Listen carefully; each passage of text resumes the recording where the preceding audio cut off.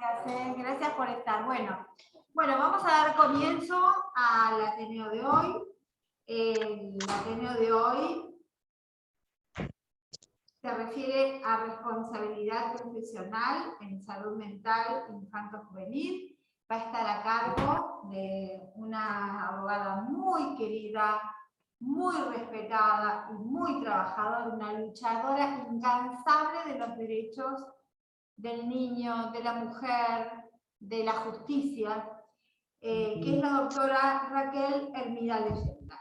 La doctora Raquel Hermida Leyenda es abogada criminóloga, especialista en delitos contra niños, niñas y adolescentes, y el tema que hoy va a abordar está relacionado con lo que figura a la responsabilidad profesional. Raquelita querida, muchas gracias por estar con nosotros, por donar tu tiempo. Sabemos que sos una persona sumamente ocupada, que estás repleta de obligaciones y a pesar de eso nos donás tu tiempo y nos vas a entregar también tu saber. Así que muchas gracias y te escuchamos. Hola, muy buenos días. Bueno, como bien dijo Marcia, mi nombre es Raquel y me dedico fundamentalmente a todo lo relacionado con las responsabilidades profesionales que tenemos cada una de las profesiones que de algún modo están relacionadas con niños, niñas, adolescentes y luego, por supuesto, adultos. Concretamente, la responsabilidad profesional no es algo que se pueda leer en un librito y ese librito debería ser todos los días reformado. Por eso es que voy a explicarles levemente en el día de hoy cuáles son las responsabilidades profesionales y que se van a ir actualizando a medida que se dicten leyes en las cuales nos obligan a todas las profesiones a llevar adelante unas conductas que están relacionadas con, por ejemplo, claramente las convenciones internacionales que suscribe nuestro país. Bueno, voy a pasar un PowerPoint que es muy primario, pero que es a los fines de recordar rápidamente las principales legislaciones de este momento para poder, bueno, les tengo que pedir me habiliten para compartir la pantalla. Si no, no se preocupen, lo leo yo sola, no hay problema.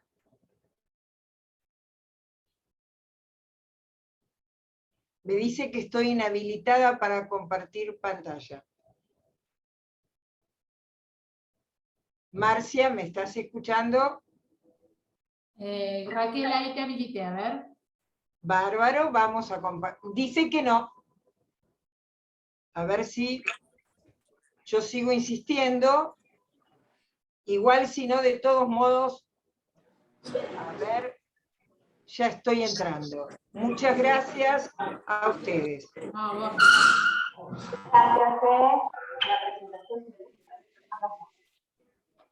Bueno,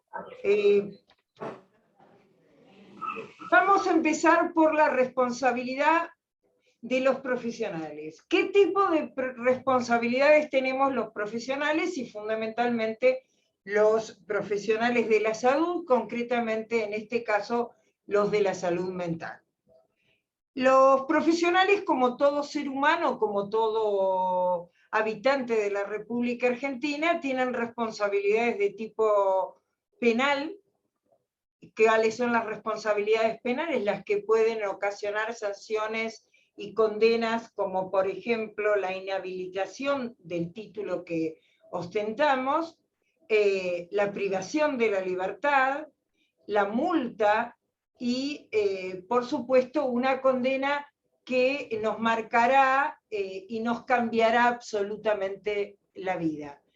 También tenemos responsabilidad civil. Recordemos que a toda responsabilidad penal le sigue una responsabilidad civil que está ligada fundamentalmente a cumplir con ciertas obligaciones y fundamentalmente dinerarias, y tenemos todo tipo de responsabilidad ética frente a nuestros colegios, frente a nuestras matrículas, y también, por supuesto, en relación a nuestro trabajo directo.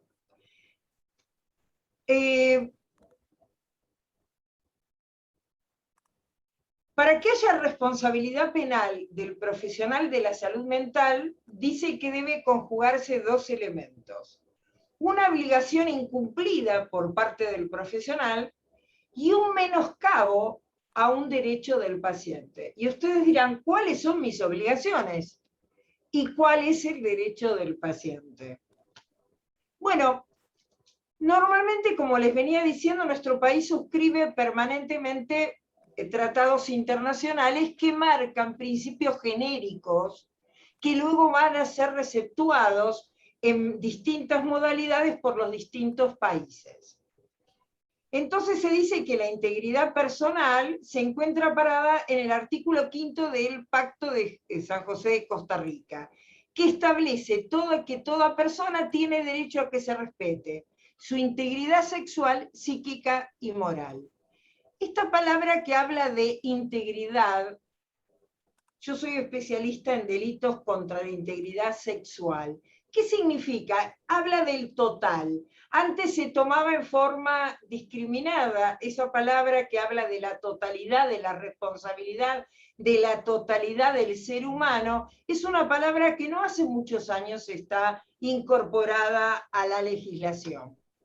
Luego, en el Pacto Internacional de Derechos Económicos, Sociales y Culturales, habla del derecho de toda persona al disfrute del más alto nivel posible de salud física y mental.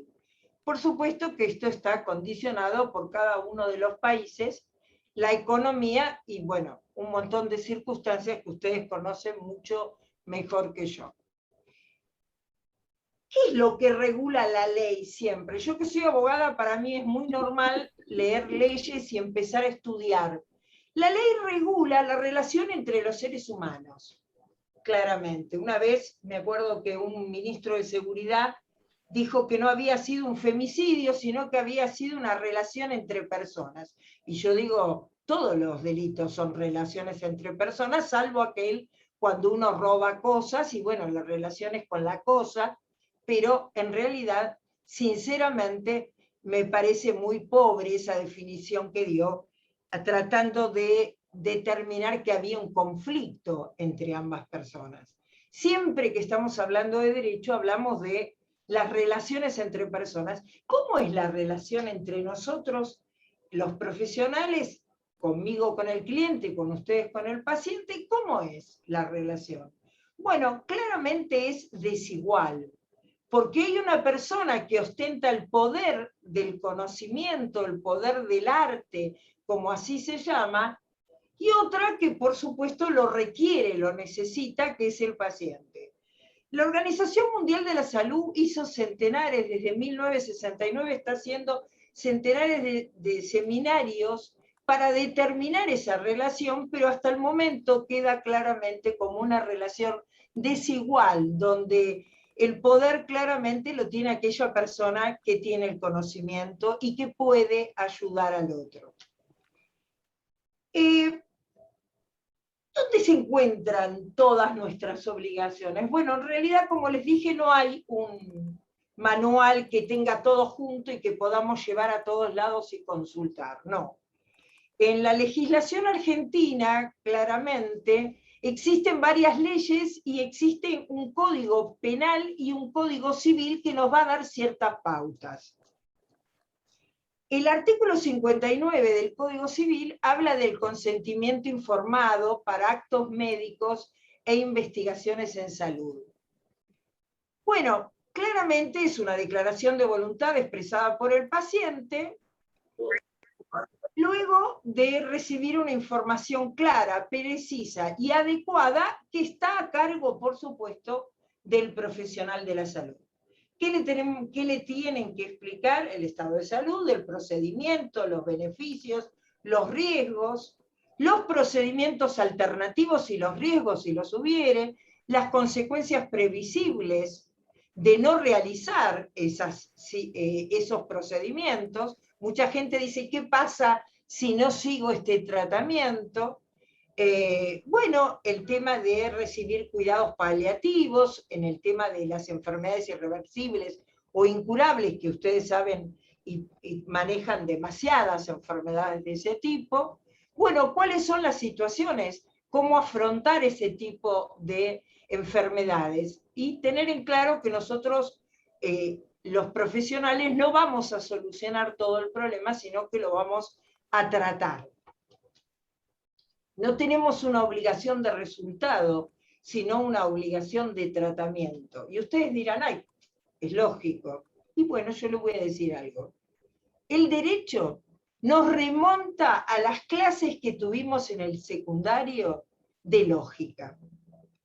Todo lo que nos enseñaban los profesores de filosofía sobre lógica, silogismos y demás, nos van a enseñar a analizar el deber ser de cada profesión, de cada actuar, de cada trabajo. Nosotros tenemos que utilizar la lógica como razonamiento mental y tratar de ver cuál es el bien y cuál es el mal y cuál es nuestra obligación.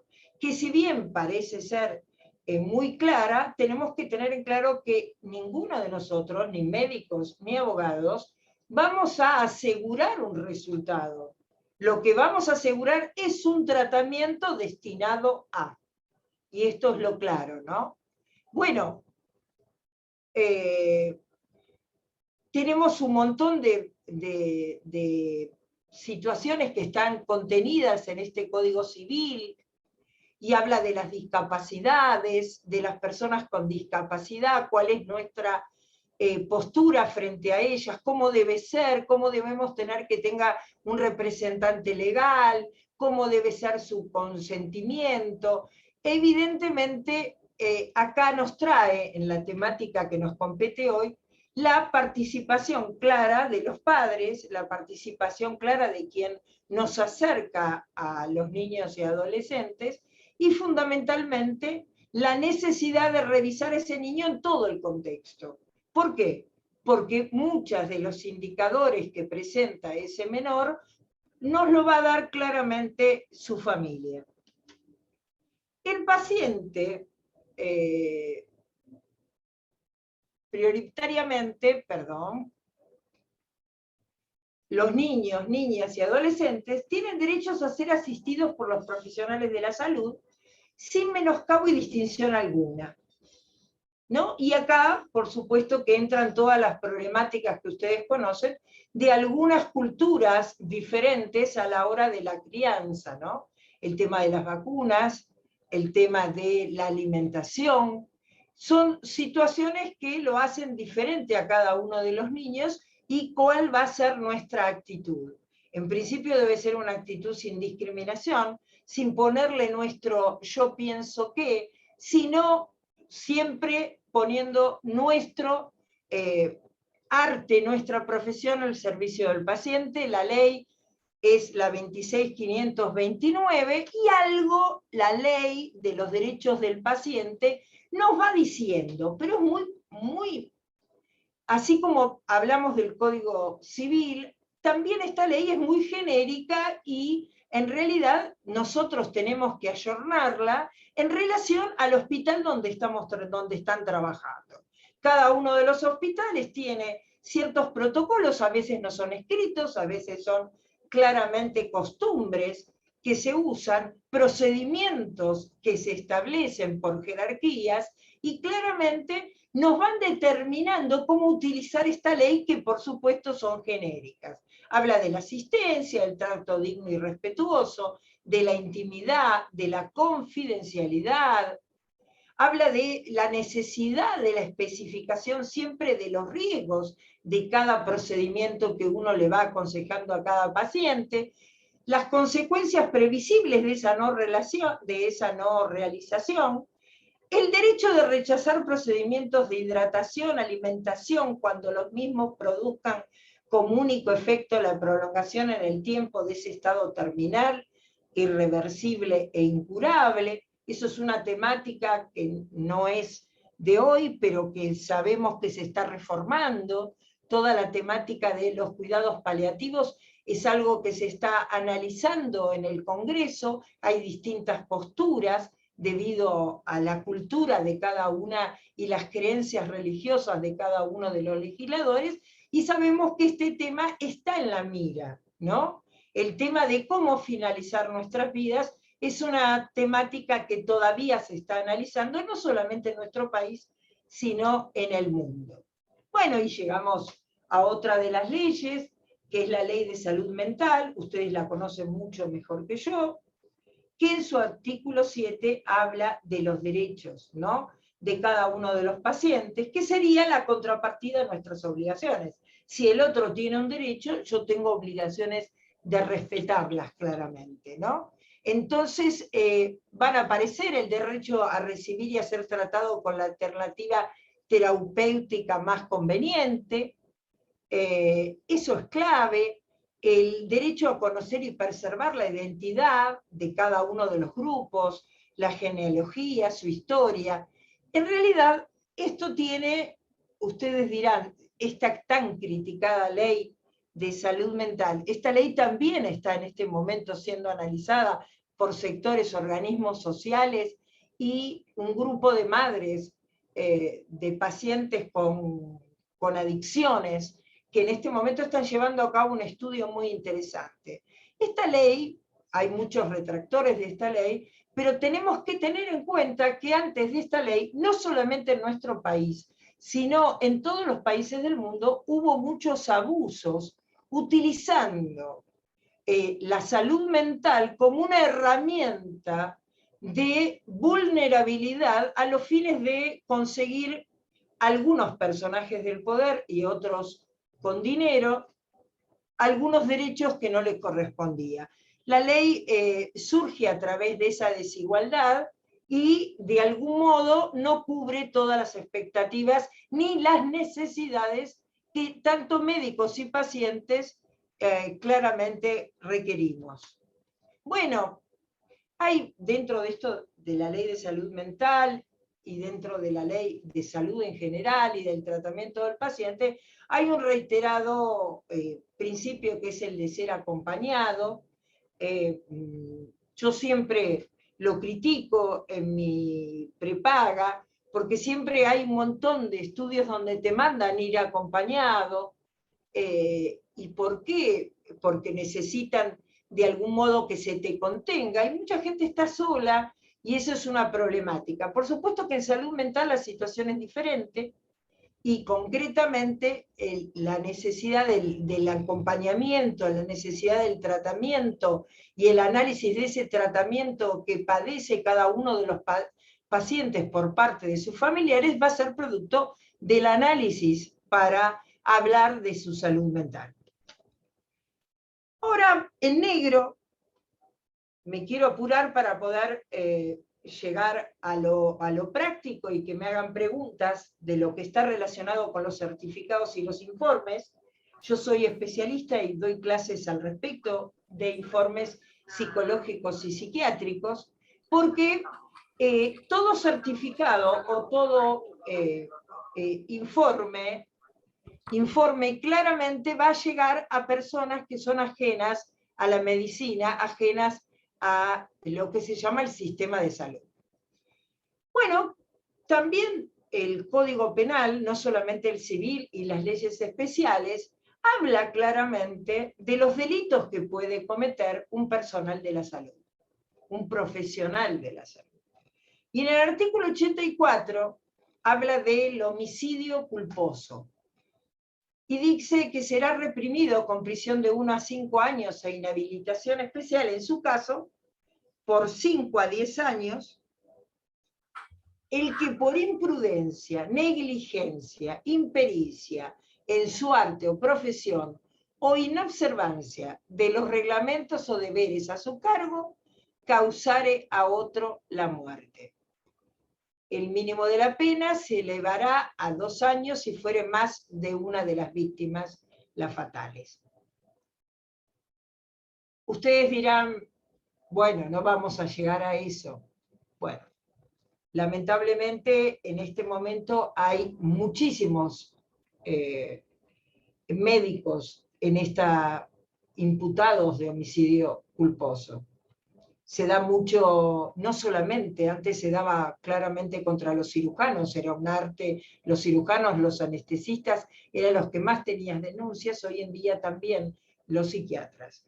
Claramente es un arte donde hasta incluso he visto denuncias contra psicólogas realmente muy graves y que tienen todo un contexto bastante complicado de analizar, y tenemos que tener en cuenta que el Código Penal siempre se presume conocido, no podemos decir yo no sabía, y el Código Penal es taxativo. Lo que no está en el Código Penal no es delito.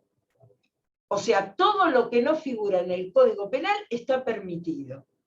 Después discutimos moralina, después discutimos otro tema, pero el Código Penal nos estructura cada uno de los delitos. Y acá está hablando de palabras muy grandes para esa estructura: imprudencia, negligencia, impericia, en su arte o profesión, o inobservancia de los reglamentos, o deberes a su cargo. Son frases muy abiertas, y en el Código Penal, el artículo 84, que es homicidio culposo, es realmente un artículo muy amplio donde empieza a jugar el tema de la jurisprudencia. Y cuando hablamos de jurisprudencia, hablamos de sentencias judiciales o de lo que ustedes escucharán permanentemente, que son precedentes. ¿Existen médicos, psicólogos condenados por este artículo? La realidad es que sí.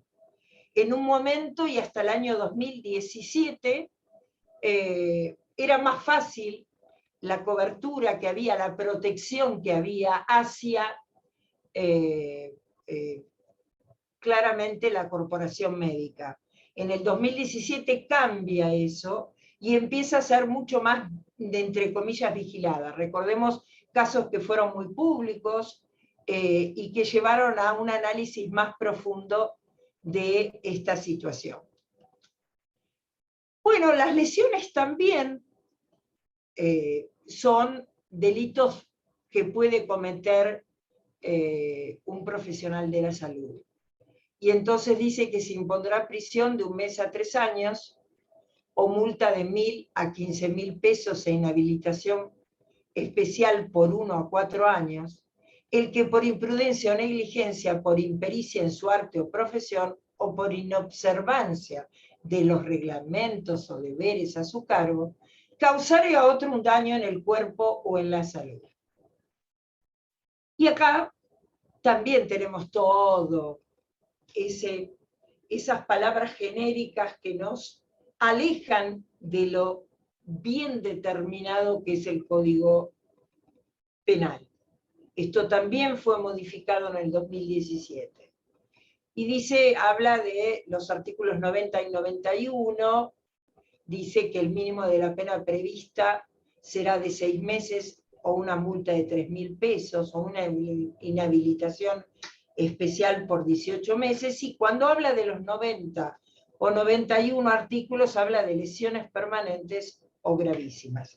Dentro de las lesiones gravísimas se encuentra el haber padecido a raíz de esa lesión una enfermedad mental. Todos los profesionales de la salud mental se preocupan, y es obvio que lo hagan, por el tema del suicidio.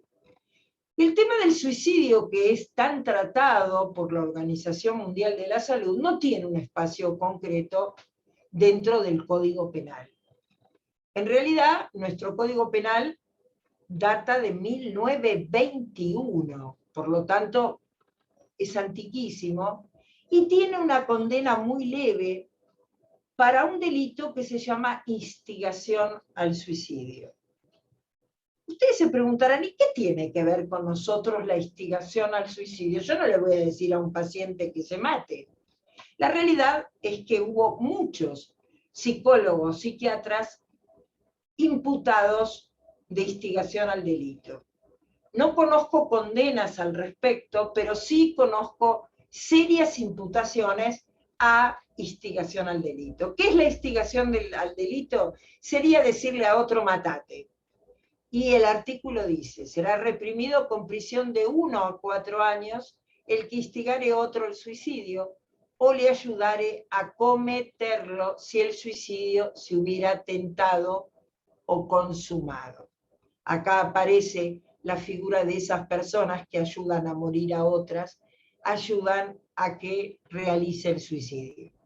La instigación al suicidio es un delito muy específico, pero vuelvo a repetir, es muy utilizado por el violento de género, muy utilizado por los abusadores, a los fines de no cometer ellos el criminis causa. ¿Qué es un criminis causa? El criminis causa significa cometer, por ejemplo, un acto aberrante y cometer otro para tapar ese acto aberrante cometido, como puede ser la violencia de género o el abuso sexual. Entonces, como no tienen las características de un femicida y tienen mucha manipulación, lo que logran es realizar la instigación al suicidio. En este momento tengo un juicio que va a ser público rápidamente, una querella, contra un médico psiquiatra que este delito lo cometió. No solamente este delito, sino abuso sexual agravado y todo tipo de delito dentro de los delitos contra la integridad sexual. El médico psiquiatra es un médico psiquiatra conocido, pero lamentablemente viene realizando esto hace muchos años. Bueno, y yo le hablé ya de las convenciones internacionales que nos daban los principios rectores a los cuales debíamos someternos todos los argentinos, y fundamentalmente hay dedicaciones a nuestro trabajo, tanto el de los médicos como el de los abogados. Claramente el de los médicos es el superior, porque la salud es el mayor de los derechos, ¿no?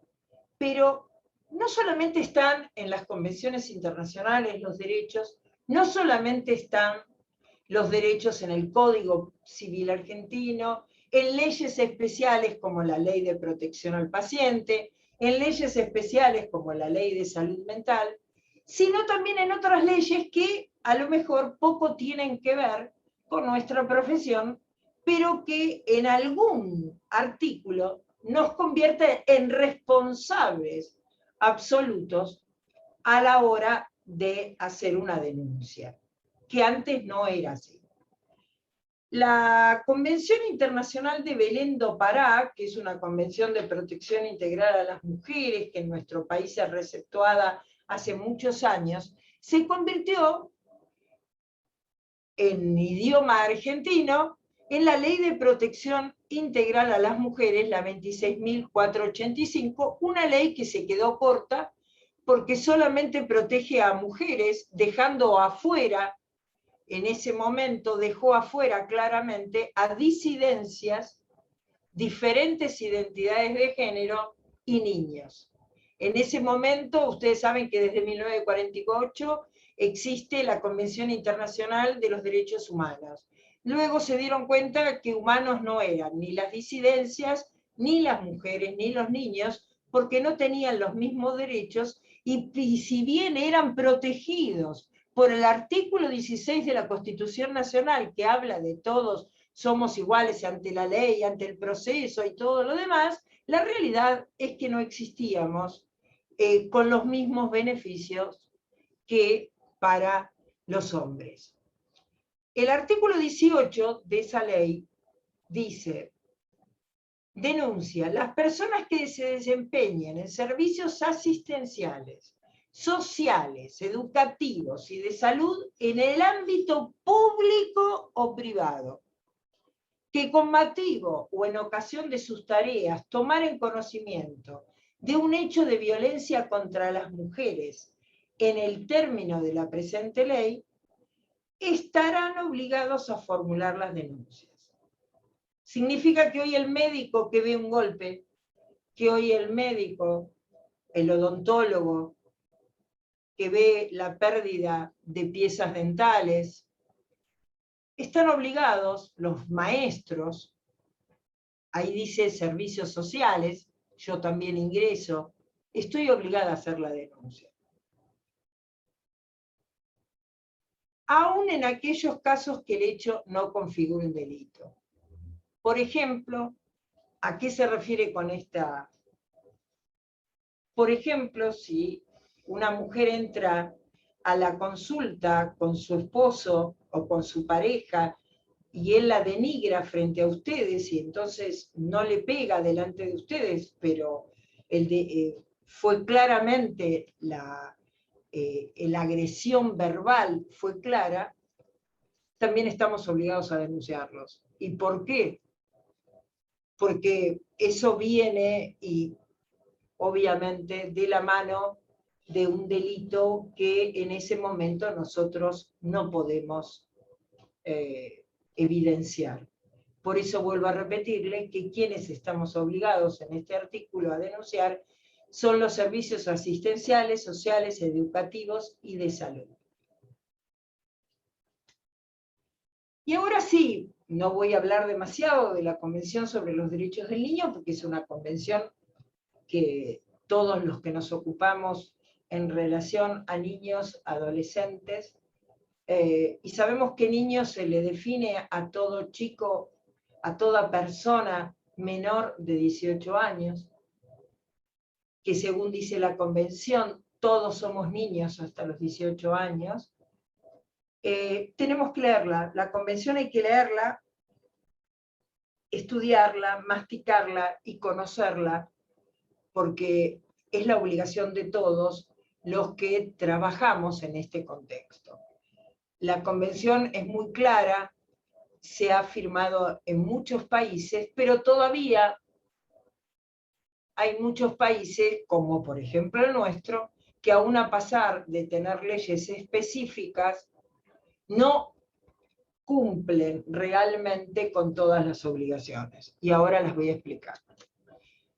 En nuestro país, la Ley de Protección Integral de los Derechos de las Niñas, Niños y Adolescentes es la 26.061, como ustedes saben. Esta ley también es una ley de cabecera que deberíamos conocer íntegramente. Es una ley para googlear y leer, hasta en los momentos donde se nos presentan problemas. Y queda claro que los niños, niñas y adolescentes tienen derecho a la atención integral de su salud, a recibir la asistencia médica necesaria y a acceder en igualdad de oportunidades a los servicios y acciones de prevención, promoción, información, protección, diagnóstico precoz, tratamiento oportuno y recuperación de la salud. Por supuesto, los que hacen todo tema de salud mental, sabemos que el tratamiento a veces de ciertas enfermedades logra mejoras evidentes, pero donde a veces la curación es imposible. El artículo 30 y el artículo 31 hablan los deberes de comunicar. Y ahí sí que tenemos una responsabilidad muy importante, porque tenemos que evidenciar la vulneración de los derechos que leímos en la Convención Internacional. ¿Cuándo son vulnerados? ¿Qué evidenciamos cuando un niño viene a consulta? ¿Qué evidenciamos? ¿Qué circunstancia rodea esa enfermedad, trastorno mental? ¿Qué circunstancia social? ¿Qué circunstancia familiar? ¿Qué circunstancia educativa? ¿Qué es lo que ese niño necesita y no se le da? Por supuesto, acá entra un montón de circunstancias que no dependen de nosotros, pero que claramente tenemos que comunicar. En cada ámbito tenemos una autoridad administrativa y a ellas hay que dirigirnos, ¿no? Porque sabemos que eso nos trae responsabilidades en nuestros trabajos, responsabilidades sociales, responsabilidades civiles, responsabilidades profesionales. Y bueno, y después está el deber del funcionario de receptuar esas denuncias. que queda claramente, es nuestro deber realizarlas. Concretamente, es la materia que tenemos que tener siempre como parte de la obligación de nuestro trabajo.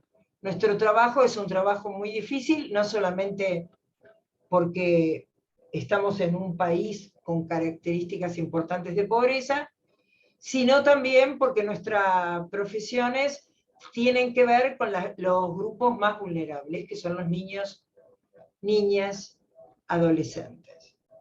Todo menor de 18 años merece nuestra atención y a eso tenemos que dedicarnos, y sé que lo hacen. Ustedes se preguntarán, ¿cómo hago yo en el caso concreto? ¿Qué es lo que tengo que hacer cuando evidencio, por ejemplo, un maltrato infantil que no está ligado a un abuso, que está ligado a la falta de alimentos, a la falta de contención, a la falta de educación porque no lo llevan al colegio? Bueno, claramente nosotros tenemos varias obligaciones. Y yo les voy a enseñar algo que siempre les digo a los profesionales que trabajan conmigo, es una frase: yo estoy para cuidarlos. ¿Qué significa yo estoy para cuidarlos? Es que tengan cuidado, el título vale mucho, la profesión vale mucho y hay que cumplir con todas las acciones. El otro día discutí con una psicóloga de mi equipo que seguía atendiendo a un chico que había de 17 años, que había padecido un intento de suicidio y que no iba al psiquiatra. Entonces yo le dije, no podés seguirlo atendiendo. Tenés que, obviamente, parar la atención hasta que este chico tenga una consulta con el psiquiatra. Hay que tener en cuenta que los psicólogos no trabajan solos, que trabajan en relación directa con un psiquiatra infanto-juvenil, en este caso, y que tienen una responsabilidad que cuidar, que es también vigilar que su paciente cumpla con las órdenes que uno le va dando en todo el tratamiento. La psicóloga me dijo, yo tengo miedo de dejarlo solo, tengo miedo de no atenderlo y abandonarlo. Era una psicóloga en su consultorio particular. Ustedes que están dentro de un hospital tienen una autoridad, por supuesto, alguien que los dirige y a quien dirigirse. Lamento si me está escuchando la persona que tiene que recibir tantas consultas, pero la realidad es que tienen que consultarla en forma permanente. Permanente. Porque los procedimientos de cada hospital tienen que ser consensuados.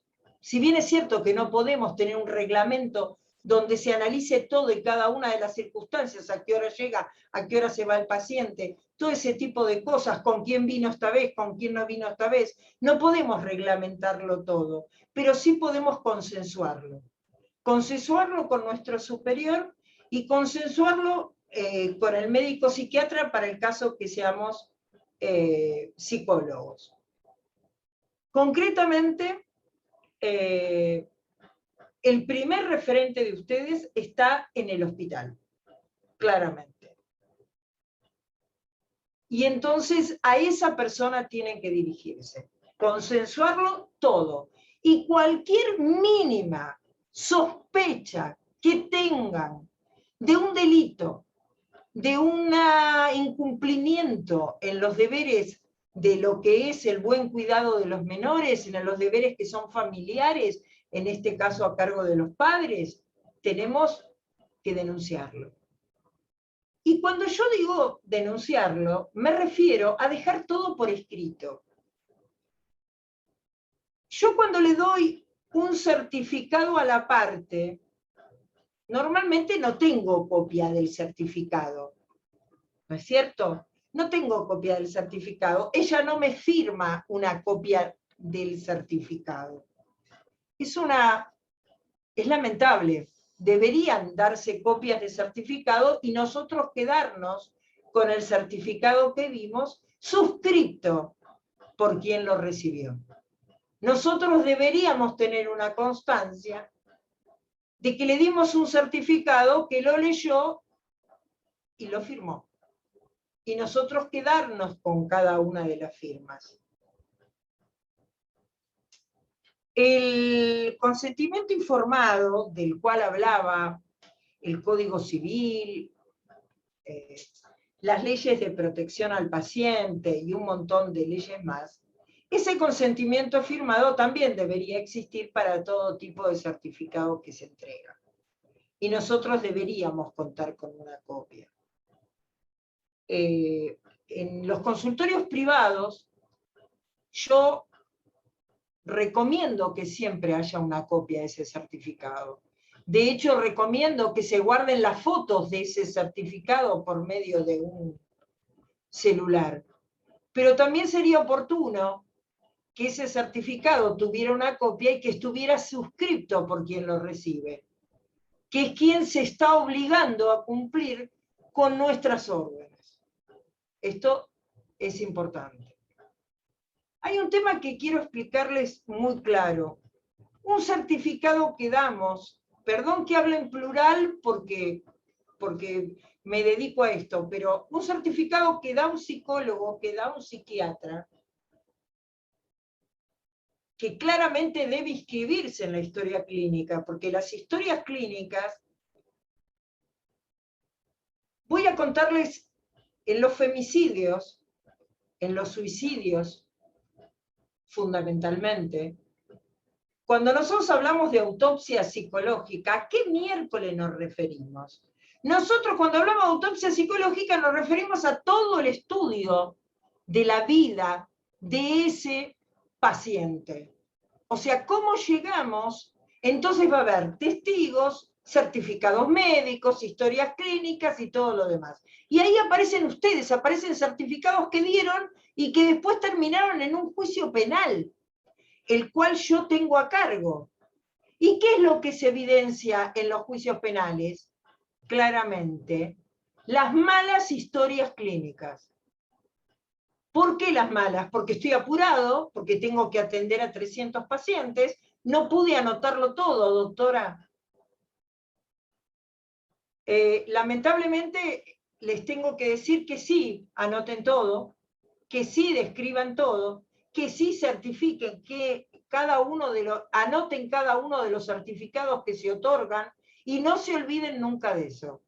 Después vamos a juicio y nos encontramos con esos errores y muchos durante el debate es el juicio oral, muchos colegas de ustedes son denunciados durante el debate por una mala actuación que no certificó algunas cosas. Se da mucho en las adolescentes que se suicidan, ustedes saben que tienen un alto porcentaje de suicidios, las adolescentes que viven trastornos alimentarios. Bueno, esos llegan a tribunales y vemos que, por ejemplo, la indicación de un asistente terapéutico 24 horas, las indicaciones así no están bien registradas en la historia clínica y deben estarlo, claramente. Hay algo que yo enseño en las universidades de salud, donde específicamente me dedico a certificados y a pericias y a informes presentados por médicos y psicólogos, donde siempre les digo, hablen en español.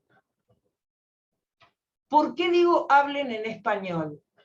Porque jueces, policías, fiscales, colegios, no saben leer informes y certificados psicológicos y psiquiátricos. Entonces les pido que tratemos siempre de hablar en español. Yo sé que como profesionales el nombrar palabras raras nos ubica en un lugar de prestigio. Les digo que no. Usemos el prestigio en hablar claro, y si queremos citar algún ítem importante, lo ponemos al pie, ¿no? Lo ponemos al pie como algo, ponemos un indicador detrás de cada palabra y lo ponemos al pie. Pero por favor, como yo siempre digo, yo a Lacan nunca lo entendí, por favor no hablen de Lacan, se los ruego, frente a psicólogos, frente a psiquiatras, jueces, fiscales y demás. En realidad, el hablar claro trae consecuencias mejores a nivel jurídico. ¿Y por qué digo a nivel jurídico? Porque los certificados que dan ustedes terminan en manos de innumerables situaciones. La madre les pide un certificado de que fueron simplemente a terapia y termina ese certificado en cualquier lado, ustedes lo saben. De hecho, las habrán llamado para declarar en juicios, para declarar en expedientes civiles en cuanto a quién se hace cargo de los menores. Por eso siempre hablemos en español. Y tratamos de hablar en español significa no hablar en nosotros. O sea, si yo les digo, cuando ustedes me vienen a ver, no te puedo ayudar porque se produjo la caducidad de la instancia, ustedes me dirán, ¿y qué miércoles es eso? Entonces yo no les puedo contar eso, yo les tengo que hablar, mira, en este momento se terminó la posibilidad de continuar este expediente, tenemos que volver a empezarlo. No tengo la necesidad de hablar de caducidad de instancia. Tengo que hablar de qué significa lo que yo estoy diciendo. Ustedes también tienen esa obligación. En cuanto a los informes que ustedes presentan, siempre que estén escribiendo un informe y un certificado, piensen dónde va a ir. Porque si bien es cierto que le va a decir, no, lo necesito para presentar en tal lado, el papel ese puede pasar, dar vuelta el mundo. Yo defendí una vez a una psicóloga en un tribunal cuyo certificado había llegado al padre que se vivía en España.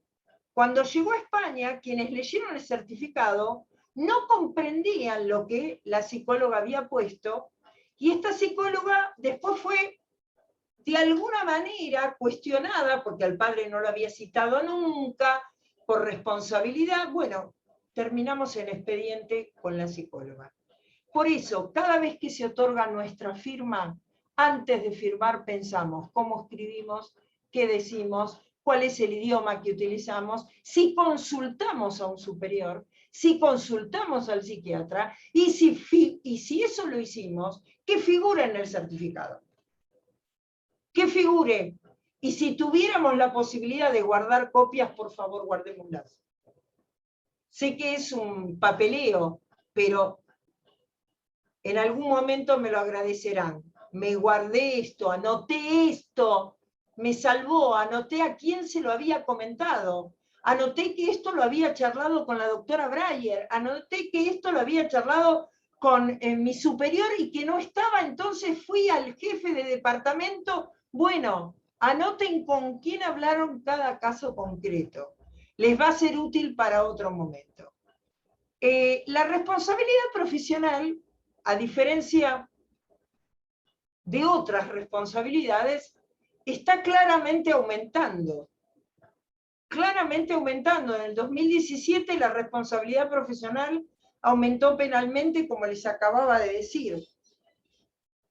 Está aumentando y hoy en día nuestras matrículas están más en juego.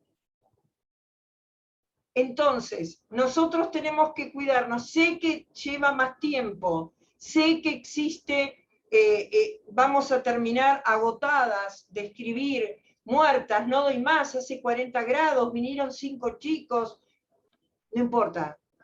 Tómense el tiempo porque la responsabilidad profesional, si bien no tiene efecto retroactivo, está aumentando. Y en cuestión de menores es serio. Es muy serio. Nosotros podemos estar atendiendo a un menor que cometió un delito, que ha robado, y podemos atender a un menor también que ha cometido un abuso. ¿Qué vamos a hacer con eso? Automáticamente dirigirnos a nuestro superior. Y ese superior automáticamente tiene la obligación de llamar a la policía. El 911 termina siendo nuestro número de cabecera. Esto es clave. Y en vez de venir un médico cualquiera o dirigirse a un médico cualquiera de los hospitales, se va a dirigir un médico legista, que es un médico especial, que es un médico que no solamente es un posgrado, por el cual ustedes estudian toda la legislación y analizan al paciente, no desde el punto de vista de la salud mental, sino desde el punto de vista del delito, del abuso físico, de la malnutrición, todo lo va a analizar desde otro punto de vista. Y ese informe que haga el médico legista va a ir a sede de tribunales penales o a sede civil, con una relación en un contexto de familia, donde va a intervenir el defensor del menor, claramente, y el defensor del menor va a determinar si ese niño está bien cuidado o no, y ese defensor del menor es un agente, un funcionario judicial de alto rango que va a determinar el destino de esa criatura. Pero nuestros certificados e informes van a dar vueltas por todos lados y vamos a prestar declaración testimonial. Van a prestar declaración testimonial, y yo digo vamos porque seguramente alguna me va a consultar, y entonces vamos a tener que hacer lo que hago normalmente, que es un ensayo de mi profesión frente a tribunales. Porque a veces, yo le reitero a cada uno de los psiquiatras o psicólogos que me llaman, ¿qué es lo más importante para el tribunal? Lo más importante para el tribunal, a lo mejor para nosotros, está relacionado con un trastorno, y sin embargo para el tribunal está relacionado con algo que se ve más. Por ejemplo, dentro de un trastorno que presenta una manifestación física evidente, como por ejemplo puede ser un trastorno motriz, evidentemente el juez va a querer escuchar primero lo que se ve, lo que es tangible, porque él no conoce otra cosa, porque él no sabe. He estado en demasiados juicios donde no saben los jueces, fiscales, el fiscal más importante, no voy a dar apellido, de la nación no sabe la diferencia entre un psicópata y un psicótico. Esto es clave. Y entonces me dicen, ¿cómo, Raquel? No puede ser, ¿que no conoce la psicosis? No. Y vos me decís, no, Raquel, ¿vos te crees que sos la única que conoce la diferencia? Sí. Nadie, me acuerdo, y siempre lo digo en todos los seminarios, que una vez un fiscal gritó, la señora es neurótica, neurótica, porque obviamente había un testigo definido su estructura. Y al decir la palabra neurótico, ¿qué hizo el fiscal? Interpretó que era la patología, no la estructura mental. Y estuvo gritando durante varios minutos en su alegato eso. Por eso, como el resto no sabe la diferencia, hablemos en español. Y tratemos de hablar lo más lego posible para que las personas nos entiendan. La responsabilidad radica en siempre estar acompañadas. Cuando yo trato a una víctima de violencia de género, siempre le digo que haga la denuncia acompañada. Cuando yo trato a un profesional, para mí también es una víctima en ese momento, cuando recibe y recepciona un delito. Porque el profesional de la salud no conoce de delitos. Entonces, cuando lo observa, en ese momento también se victimiza, porque obvio, no lo conoce, es algo que es ajeno a su profesión. Entonces le pido, acompáñense. Primero que nada a su superior, y en segundo término recuerden que siempre hay que hacer las denuncias correspondientes. ¿Alguna pregunta? 200.000, pero... ¿Alguna pregunta por parte de ustedes? Sí, a lo mejor estaría bueno, Raquel, como ya estamos en horario, que vayamos cerrando, no sé si hay alguna pregunta o algún comentario que alguien quiera realizar. La verdad que es muy interesante, igual nos sí, genera un montón de preguntas. Y yo quiero hacer una pregunta, dos preguntas voy a hacer. La primera es lo siguiente. Desde ya, siempre clara, Raquel, muchísimas gracias por tu maravillosa exposición, donde realmente para nosotros los profesionales es tan instructivo poder saber todas las cuestiones legales que nos amparan y a veces que desconocemos y nos exponen. La primera pregunta es, vos dijiste en un momento, ¿cuál es la diferencia entre, o sea, nosotros cuando atendemos a un paciente decimos que vamos a prometer tratamiento y no cura, o sea, proceso y no resultado. Y lo otro es que, ¿dónde está ese sutil, la sutil diferencia, si por ahí nos hacen un juicio, entre que nosotros prometemos proceso de acompañamiento y tratamiento a que nos digan que es mala praxis? Bueno, la mala praxis significa, es una delgada diferencia. La mala praxis significa cuando vos no hiciste uso de tus conocimientos concretos y, por ejemplo, a una persona que estaba deprimida, porque son muy obvias las malas praxis, claramente una persona que estaba deprimida le encajaste de forma directa un antipsicótico y no probaste antes con otra medicación más liviana, ¿no?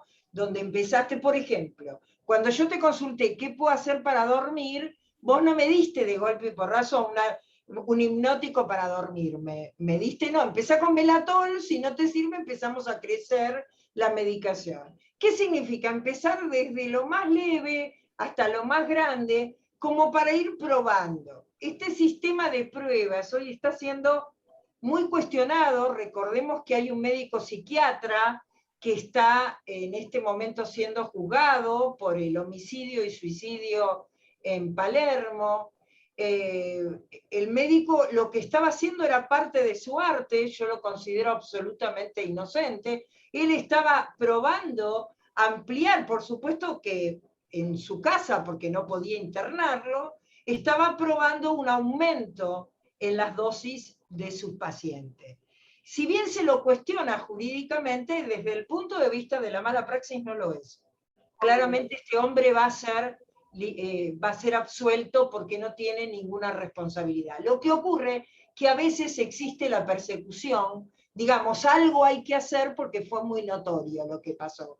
Entonces a ustedes siempre hay algún médico que paga los platos rotos, y esto sí, evidentemente en este caso el psiquiatra al cual conozco me parece una persona muy digna y que actuó claramente como debe ser. Pero bueno, él también en este procedimiento de pruebas y de empezar desde lo más leve hasta lo más fuerte, claramente está siendo cuestionado porque creen, los legos creen, que nosotros somos conejillos de India. Y en realidad ustedes saben que en temáticas como psiquiatría, nosotros sí somos conejillos de India porque debemos ver en cada paciente cómo reacciona cada una de las drogas. Es lo lógico, pero hacerle entender eso a un juez donde su único conocimiento es el Código Penal es bastante difícil. Ya les vuelvo a repetir, no tienen idea de ningún informe, no tienen idea. La otra pregunta, veo que acá hay felicitaciones, todas felicitaciones y agradecimientos. Y la otra pregunta tiene que ver con algo también muy importante para nosotros los profesionales, que es cuando hacemos un certificado médico, le sacamos fotos y por ahí lo mandamos por WhatsApp, sobre todo en época de pandemia, al paciente.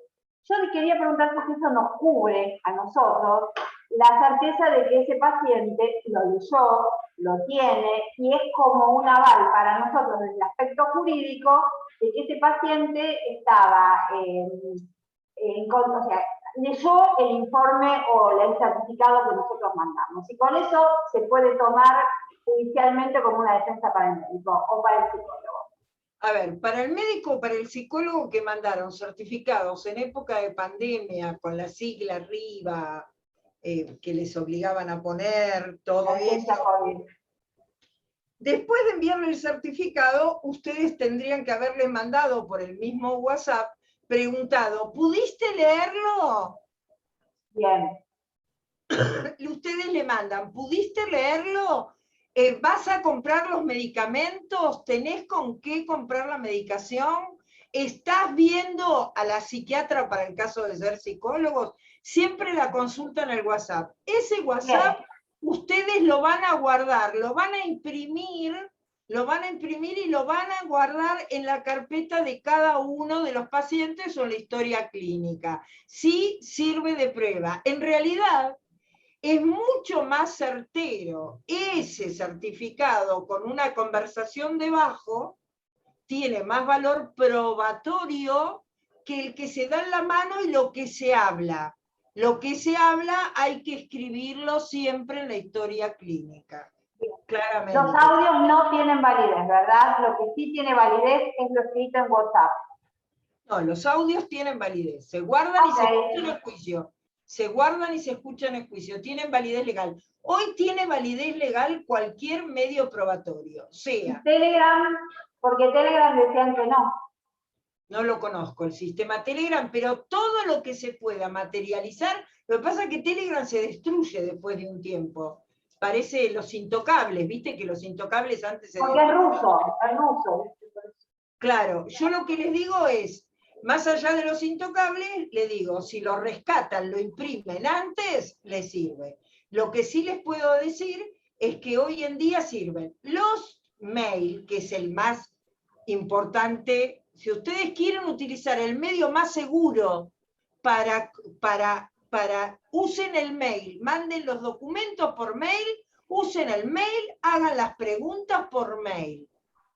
En cuestiones presenciales, la historia clínica, yo he tenido casos, esto se los puedo decir, donde hay una obligación que se me da a mí, y a mí en CEMIC un médico me pidió que firmara que le escuché, porque estaba en un riesgo grave cardíaco. Entonces me dice, fírmeme acá, y yo le firmé, y le dije, qué buena práctica eso de firmar la historia clínica, de firmar la indicación, porque vos cuando das un medicamento, das un certificado, no te quedás con que el tipo lo recibió, nada.